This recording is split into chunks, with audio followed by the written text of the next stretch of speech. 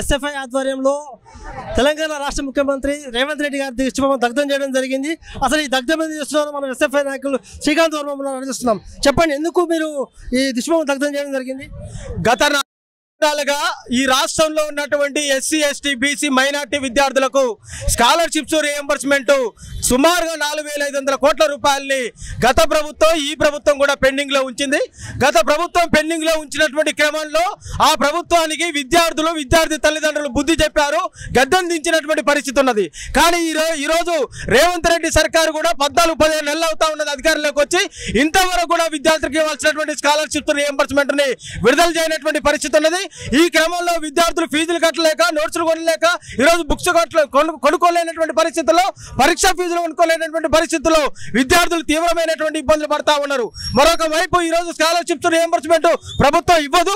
మరొక వైపు ఈరోజు కళాశాల యాజమాన్యాలు మీరు రీఎంబర్స్మెంట్ రాలేదు కాబట్టి, స్కాలర్షిప్ రాలేదు కాబట్టి మీరు ఫీజులు కట్టాలని చెప్పేసి వేధిస్తున్నటువంటి పరిస్థితి కూడా మనకు స్పష్టంగా కనిపిస్తా ఉన్నది. కళాశాల యాజమాన్యాల వేధింపులు ఒకవైపు, ప్రభుత్వం ఇవ్వకుండా స్కాలర్షిప్లు తాత్సారం చేయడం మరొక వైపు తోటి విద్యార్థులు ఈ రోజు సతమతం అవుతున్నటువంటి పరిస్థితి ఉన్నది. 1,000 రూపాయల ఫీజులు కూడా చెల్లించడానికి ఇబ్బంది పడుతున్నటువంటి పరిస్థితి కనిపిస్తుంది. అదేవిధంగా అద్దె భవనాల్లో కూడా మొత్తం ఉంటున్నారు. దాన్ని ఏదైనా చూస్తున్నారు ఈ రోజు ఎంతో ప్రతిష్టాత్మకంగా ఎస్సీ ఎస్టీ బీసీ హాస్టల్ పెట్టాము, గురుకులాలను పెట్టామని చెప్పేసి గత ప్రభుత్వం ఈ ప్రభుత్వం పెడతా ఉన్నది. ఈ రోజు 4-5 వేల కోట్ల రూపాయలతోటి మేము కొత్తగా సమీకృత గురుకులాలను కూడా ఏర్పాటు చేస్తామని ప్రభుత్వం చెప్తా ఉన్నది. అయ్యా, కొత్త గురుకులాలు కాదు, కొత్త హాస్టల్స్ కాదు, ఇప్పుడు ఉన్నటువంటి గురుకులాలకు, సంక్షేమ హాస్టళ్లకు మీరు పక్కా భవనాలు ఏర్పాటు చేయండి అని చెప్పి చెప్తా ఉన్నాం. ఎండొస్తే ఈ రోజు ఇబ్బంది పడతా ఉన్నటువంటి పరిస్థితి ఉన్నది. వర్షం వస్తే ఈ రోజు వర్షానికి తడిచిపోతున్నటువంటి పరిస్థితుల్లో విద్యార్థులు బిక్కుబిక్కుమనుకుంటూ ఎస్సీ ఎస్టీ బీసీ మైనార్టీ హాస్టల్లో ఉంటా ఉన్నారు. వాళ్ళకి ఇవ్వాల్సిన మెస్ ఛార్జీలు ఇవ్వరు, వాళ్ళకి ఇవ్వాల్సినటువంటి కాస్మెటిక్ ఛార్జీలు ఇవ్వరు, వాళ్ళకి ఇవ్వాల్సినటువంటి పక్కా భవనాలు ఇవ్వనటువంటి పరిస్థితి కూడా మనకు స్పష్టంగా కనిపిస్తా ఉన్నది.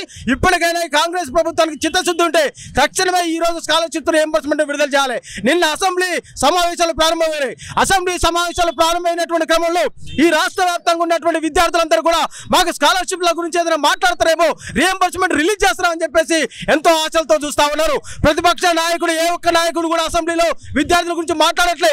ఈ రోజు ప్రభుత్వం ఏదైనా స్కాలర్షిప్లు ఇస్తావా అని చెప్పేసి అంటే ఈయనటువంటి పరిస్థితి ఉన్నది.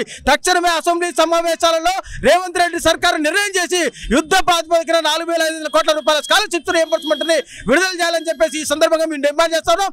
ఈ రోజు రాష్ట్ర వ్యాప్తంగా ఎస్ఎఫ్ఐ ఆధ్వర్యంలో ఆందోళన కార్యక్రమాలు నిర్వహిస్తా ఉన్నాం, కలెక్టరేట్ ముట్టలు చేస్తా ఉన్నాం, నిరసన కార్యక్రమాలు చెప్తా ఉన్నాం.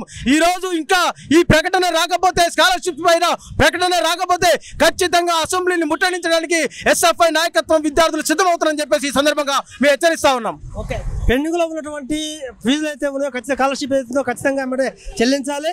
మెస్ కాస్మెటిక్ ఛార్జీలు కూడా ఏమంటే చెల్లించాలి. వసతి గృహాలకు కూడా గురుకులాలకు పక్కా భవనాలు నిర్మించాలి.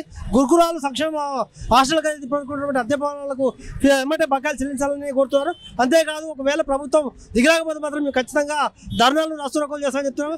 ఇప్పటికే 4 సంవత్సరాల నుంచి అంటే గత ప్రభుత్వం కావచ్చు, ఈ ప్రభుత్వం కావచ్చు, విద్యార్థుల భవిష్యత్తు ఆటాడుకుంటుంది తప్ప ఈ ప్రభుత్వం కానీ ఆ ప్రభుత్వం కానీ చేసింది ఏం లేదు. ఖచ్చితంగా రేవంత్ రెడ్డి ప్రభుత్వం ఖచ్చితంగా ఫీజు రీయింబర్స్మెంట్ చెల్లించి విద్యార్థులకు ఖచ్చితంగా వాళ్ళు ఆదుకుంటారని కూడా ఎస్ఎఫ్ఐ నాయకులు పేర్కొంటున్నారు.